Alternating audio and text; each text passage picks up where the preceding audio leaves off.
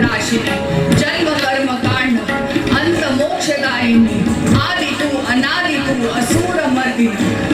विविध वर्ण क्रुद्ध नयन जिह्वा आरक्तदी व्याघ्र चर्म कटिभवती देह पूर्ण प्रकृती